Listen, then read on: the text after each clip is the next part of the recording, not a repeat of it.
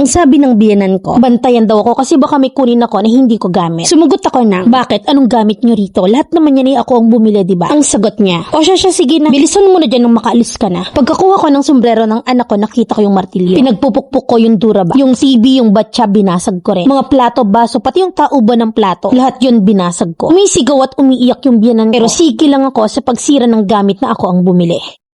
12 years na kami nagsasama ng asawa ko at 10 years na kaming kasal. Alam ko na ayaw sa akin ng nanay ng asawa ko, pero kahit na gano'n ay nagstay pa rin kami sa bahay nila. Nung mga unang buwan ay okay pa kami. Tahimik ang buhay naming mag-asawa. Pero nang bumukod kami ay parang naging bangungot ang buhay ko. Palagi na lang akong inaaway ng biyenan kong babae. Lagi kasi siyang napunta sa bahay na inuupahan namin. Sa tuwing kakain naman kami, palagi naman ako nagbibigay ng ulam sa kanila. At napunta lang siya sa bahay para ipagsigawan sa buong kapitbahay namin na dugyot daw yung bahay namin. Kahit nakakalinis lang, kahit balat ng candy na nasa tapat ng pintuan namin ay napapansin niya. Doon sa pinagwawala na niya yung balat ng candy. Isang araw ay pinagawa ng may-ari ng bahay yung inuupahan namin. Kinausap kaming mag-asawa na meron daw darating ng manggagawa ng tangke. Sabi pa ng may-ari na maingay raw yun pero mababait daw naman yung mga yun. Sagot ko naman na okay lang at hindi naman ako nagbubukas ng pinto. Tsaka kasama ko rin naman yung babaeng kapatid ng asawa ko. Nabalitaan nyo ng biyenan ko at pumunta na naman dito sa bahay. Natutulog kami noon ng hipag ko at nagising kami sa sigaw ng biyenan ko. Sabi ng hipag ko sa akin, ate si mama yata yung inaaway sa labas. Pagbukas ko ng pinto, inaaway na pala ng biyenan ko yung mga gumagawa sa bahay. Dahilan niya na hindi daw siya makadaan. Sabi ko, ba't po kasi dyan kayo dumaan? Bakit hindi dun sa harap, ma? At ayun na nga, inaway na rin ako. Nakesyo malandi raw ako, hindi daw anak ng anak niya yung batang nasa tiyan ko. At hindi na ako nakatiis at sinagot ko na siya. Kasi ang pagkakasabi niya sa akin, ikaw na babae ka, kung hindi mo na pangasawa yung anak ko, maganda sana yung buhay namin ngayon. Tapos biglang sumabat yung hipag ko sa mama niya na, ano ka ba ma? Umuwi ka na nga sa bahay? At kung ano-ano pa yung sinabi ng biyenan ko sa akin. Na kesyo maramot daw ako, makasarili, malandi, pokpok. Kaya't nung sinabi ng hipag ko na, tay patulan mo na yan. Umiiyak na ako nang sinabi ko to sa biyenan ko. Ako maramot. Kung anong kinakain ko, kinakain nyo rin. Hindi ako makasarili. Kung anong meron ako, meron din kayo. Tsaka anong pinagsasabi nyo na malandi ako? Kahit na batang kalsada lang ako, isang titi lang yung pumasok sa puki ko. Kahit itanong nyo pa yan sa anak nyo. Sumagot yung biyenan ko na bakit daw ako nagpapapasok ng mga lalaki sa likod ng bahay namin. Mga lalaki ko raw yun. Dumating yung asawa ko at hanggat maaari ayokong nag-aaway sila ng dahil sa akin. At nakita ng asawa ko na umiiyak ako at nagtanong kung anong nangyari. At yung kapatid niya yung nagsabi sa kanya. Kinabukasan ay pinuntahan niya sa bahay yung nanay niya na hindi ko naman alam kung anong nangyari. At nung hapon din yun ay pumunta ulit ang biyenan ko sa bahay namin. Sabi ng biyenan ko, sumbungera kang babae ka, pinag-aaway mo kami ng anak ko. Ayokong ma-stress ang time na yun dahil nga buntis ako at hindi ko siya pinapansin. Hanggang sa sinarado ng hipag ko yung pinto at lalong nagalit ang biyenan ko. Nagsisigaw siya nun sa labas at sobrang nakakahiya. Na ang sinisigaw niya pa hindi daw anak ng anak niya yung nasa tiyan ko. Iiyak ako ng time na yun at dahil nga doon ay dinugo ako. Nung nakita ng hipag ko yung dugo ko ay agad siyang humingi ng tulong sa labas. Fast forward ay nakauwi na kami. At nakita ko yung biyenan ko doon sa bahay namin. Nagdilim yung paningin ko at yung mineral na hawak ko hinampas ko yun sa kanya. Sinabi ko sa kanya na umalis siya dito at baka mapatay ko siya. Agad siyang lumabas habang sinasabi sa akin na, buti nga sa'yo, hindi pa mamatay ang nasa tiyan mo. Tinigawan siya ng asawa ko at dinala na agad sa bahay nila. Pag-uwi ng asawa ko, sabi niya sa akin, iuuwi na lang daw niya ako sa amin. Kaya't napag-desisyon na namin pareho na umuwi na lang muna sa pamilya ko. Fast forward ay kabuwanan ko na habang nanganganak ako noon ay ipinapangako ko sa sarili ko na hindi makikita ng biyenan kong babae yung anak ko. Hanggang sa nakapanganak na ako at kamukhang kamukha to ng asawa ko. Hanggang sa nagchat sila sa ate ko na kung pwede daw ba nilang makita yung anak ko. Sabi ko kung gusto nilang makita yung anak ko, sila yung pumunta dito, hindi yung kami pa yung pupunta doon. At nabalitaan ko sa hipag ko na chinichismis raw ako at ang anak ko ng nanay nila. Na kesyo hindi raw kamukha ng asawa ko yung anak ko, kaya nung nag-isang buwan na yung anak ko, nagpunta kami sa bahay na inuupahan namin para kunin yung mga gamit na naiwan namin doon. Tuwang-tuwa yung biyenan kong lalaki kasi kamukhang kamukha raw ng anak niya yung anak ko. At yung biyenan kong babae nasa kanto lang at kita niya kami. Nararamdaman ko na gusto niya makita yung anak ko pero naisip ko na ayokong may masabi siya sa anak ko kaya't minabuti ko na lang na hindi na ipakita. Fast forward, yung kapatid ng asawa ko na lalaki ay nag-asawa na rin. Nalaman ko na buntis na yung bilas ko nang inuwi ng bayaw ko. So hindi niya yun anak. Paano ko nalaman? Sinabi yun sa akin ng hipag. 8 months na yung anak ko nang umuwi kami sa bahay ng biyenan ko. Na kasi nga may sakit yung biyenan kong lalaki. Nung nandun kami ay parang prinsesa yung bilas ko. Nagtagal kami ron siguro mga 1 buwan. At habang nandun kami, nagpunta doon yung kapatid ko na may dalang pagkain para sa anak ko. Pati na rin mga kailangan namin na pang 1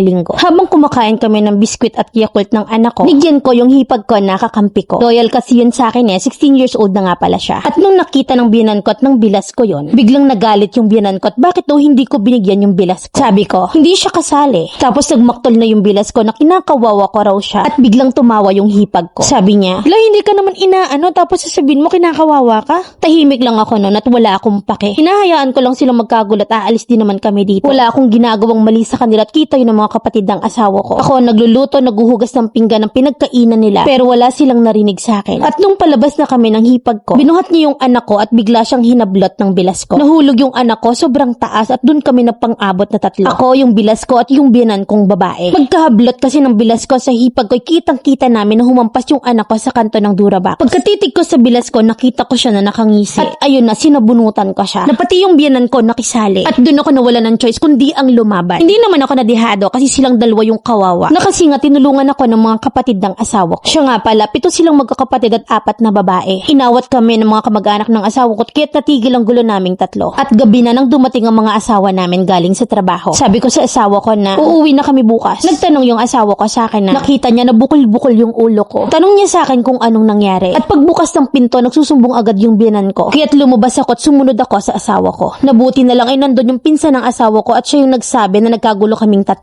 Akala ko kakampihan nila yung biyanan ko na pati yung bayaw ko ay nagsalita na rin. Sabi ng bayaw ko na hindi na raw naawa sa akin at sumagot yung bilas ko. Kanya ka naaawa, sa akin hindi ka naawa. Nahimik na lang yung biyanan ko habang pabalik ako ng kwarto namin. Sabay ngiti sa bilas ko. At nagalit na naman siya, tagkagulo na naman sa bahay. Sabi ko, ganyan talaga ang aso kapag nalalamangan ay lalong nagagalit. At doon ay binato ko ng biyanan kong babae ng kanin. Binato ko rin siya ng bote na may lamang gatas ng anak ko. Sabi ko, hindi ko nahahayaan na maltratuhin niyo ako ngayon. Hindi na. Anong gusto niyo, suntukan ulit? Sige, tara dun sa labas. At nagkagulo na naman nga kami. At para matahimik ang bahay ay pinalabas ng biyanan kong lalaki yung bilas ko doon. At pinatulog sila sa bahay ng tita nila. Kinabukasan habang nag-aayos kami ng gamit, nakabantay yung biyanan ko at nagbubulungan sila ng hipag ko na 14 years old. Nang sabi daw ng nanay niya ay bantayan daw ako at baka daw may kunin daw ako na hindi ko gamit. At sumagot ako ng, "Bakit? Anong gamit niyo rito? Eh lahat naman yan ako yung bumili, diba? Inuwi nga ako ng anak mo rito na maski baso wala kayo." At sabi ng biyanan ko, "O siya, sige na't dalian mo na't nang makaalis ka na rito." At nang nakalabas na ako sa bahay nila ay minalimutan ako ng sombrero ng anak ko. Pagkakuha ko ng sombrero ng anak ko, nakita ko yung martilyo. Kinuha ko yun at pinagpupukpok ko yung laman sa banyo. Yung higaan na plastic, yung Durabox, yung TV, pati na rin yung mga batya ay binasag ko rin. Yung mga plato, yung baso, pati na rin yung tauban ng plato, lahat ng gamit ay binasag ko. Pati yung kwarto minartilyo ko rin. Kasi ako yung nagpagawa nun eh. Habang ginagawa ko yun, sumisigaw silang magbiyanan at umiiyak. At ako naman na parang walang narinig, nasigi lang sa pagsira ng mga gamit na ako yung bumili. Nung natapos na ako ay palabas na ako ng pinto. At inabot ko sa bilas ko yung martilyo at nag-iwan ako ng salita na, "Abida ka, diba?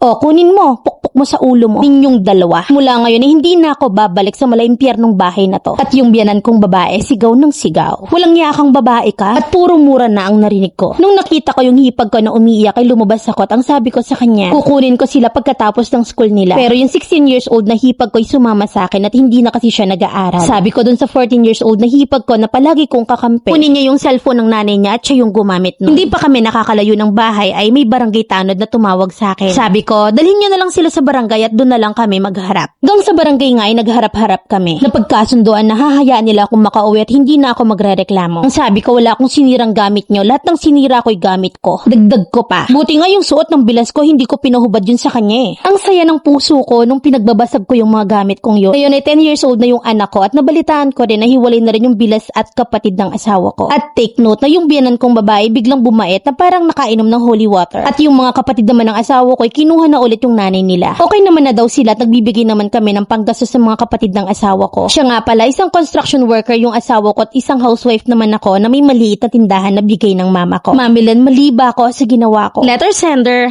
Alice. Grabe na dinala mo kami sa pinaka-exciting part. Igsian ko na lang. Sadyang nakakawalang ulirat yung biyanan mo. Ganti ng isang ape ang atake. Hindi mali ang lumaban, lalo't sa simula pa lang idihado ka na. Yung biyanan mo, hayaan mo na lang kung hindi magbago. Para tuloy ang katok sa impyerno.